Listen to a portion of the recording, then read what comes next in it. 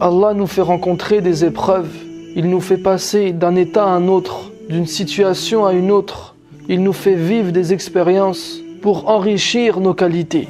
Dans chaque situation de la vie, il y a un bien pour celui qui veut devenir meilleur. Cette personne tirera profit de la richesse autant que de la pauvreté. Il profitera de sa jeunesse autant que de sa vieillesse. Il bénéficiera de son savoir autant que de son ignorance. Cela car il a adapté son cœur aux situations qu'Allah lui faisait vivre. Il a accepté que sa vie était une éducation et que l'éducateur était divin. Ainsi, l'état de son cœur était toujours conforme à ce qu'il pensait qu'Allah attendait de lui. Il a été un croyant véridique car il y avait une concordance, une conformité entre sa situation apparente et son état intérieur.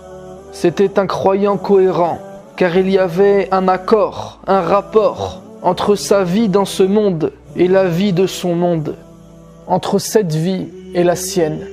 Voilà l'un des moyens d'atteindre la satisfaction d'Allah. Ce n'est pas si compliqué que ça.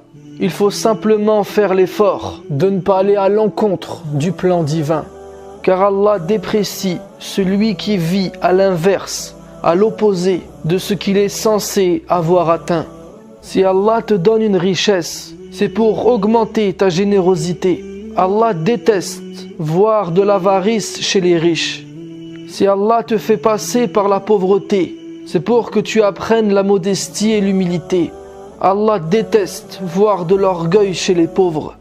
Si Allah te donne un savoir, c'est pour que tu le mettes en pratique. Et Allah déteste voir de la non-conformité chez les savants. La jeunesse doit te rendre productif et énergique. Et Allah déteste voir de la paresse chez les jeunes. La vieillesse est censée augmenter la sagesse. Et Allah déteste voir de la bassesse chez les personnes âgées. Voir un vieux au bord de sa tombe qui n'a toujours pas renoncé au bas monde. Si Allah t'a donné des responsabilités, c'est pour t'enseigner la justice. Et Allah déteste voir l'injustice chez les responsables. Si Allah t'a donné un combat à mener, c'est pour t'apprendre le courage. Et Allah déteste voir de la lâcheté chez les guerriers. Si Allah t'a donné la foi, c'est pour que tu en veuilles toujours plus. Et Allah déteste voir de la suffisance chez les croyants. Et si Allah te demande de l'adorer, c'est pour que tu apprennes à être sincère et véridique. Et Allah déteste voir de l'ostentation chez ses adorateurs. Réfléchis à tout ce qu'il te donne et cherche à comprendre ce qu'il attend de toi. Ainsi, tu obtiendras sa satisfaction dans ce monde et dans l'au-delà.